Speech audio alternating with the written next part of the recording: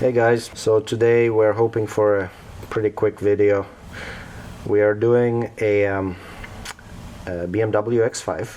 This is the diesel M57 motor, 2012 North American spec, and we're doing the boost hose, the notorious red boost hose that leaks on these motors and X5s as well. So in this specific case, you can see this looks like a factory hose, but it's not a factory hose. It's already been prototyped somewhat, and we have butchered the factory hose, or we have taken it apart, and we're using prototype ATM connections, one on the bottom, one on the front. So ATM is the Ambient Thermal Management. It's a company that provides some of this aftermarket solutions.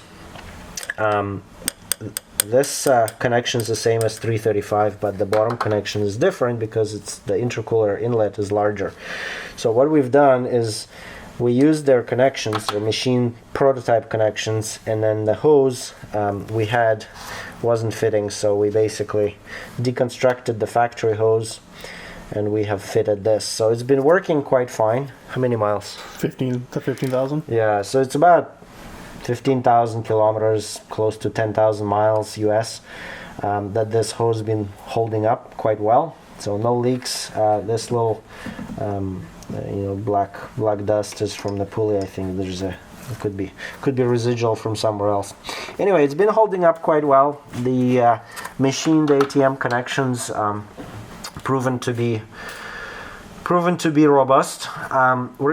Today we're gonna take this off, and usually you would take the coolant hose, this coolant hose, draining the coolant and all that stuff. Just much easier to work without this in a way, but today we're gonna try without it, because all we need to do is we have a replacement hose from ATM that's hopefully more robust, thicker, better, and we're hoping to fit that in place of this.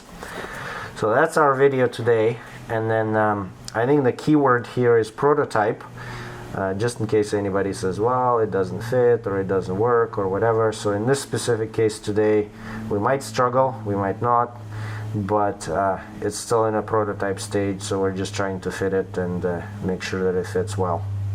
So we had to remove this pipe.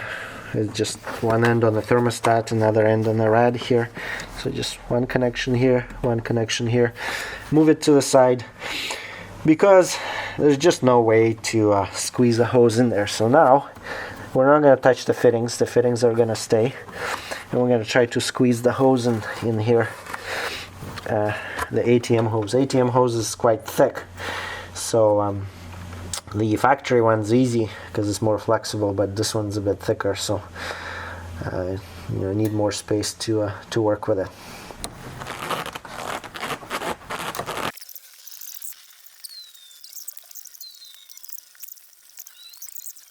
We got the hose on. What we had to do is drop the intercooler just a little bit. We didn't have to remove it. Remove the cross brace for the front subframe, and then remove the plastic support for the intercooler, and that gave us enough of a drop to fit this pipe on. Pipe's very thick, it's very flexible. It's hard to maneuver, so we needed that space. As you can see, it has different clamps. So on the top we're able to use a nice constant tension T-clamp. It's a bit wide. On the bottom we couldn't, there's not enough space to use a wide clamp, so we just used a regular soft hose warm gear clamp on there. Might replace it in the future, we'll see, but this one is a really high quality one, so it's been probably seen thousands and thousands and thousands of miles in different variations. We are confident that it's gonna hold this hose, no problem. So now we're gonna put the coolant hose back on, fill it with coolant, put the rad fan back on, and be done.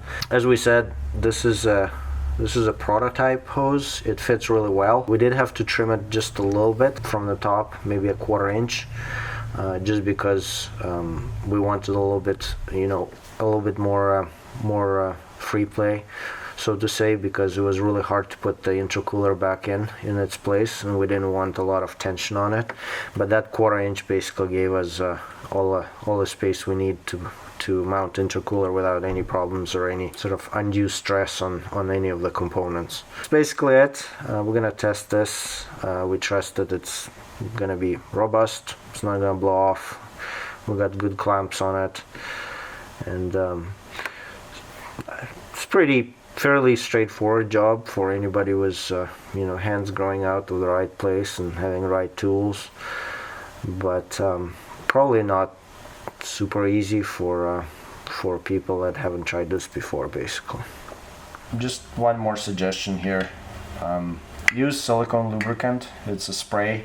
Doesn't matter which one we use, so we're showing you both. It's not advertisement for any of these companies, but it makes life so much easier trying to basically slide all these rubber components onto metal fittings. So this one or anything you can find in a local store, basically.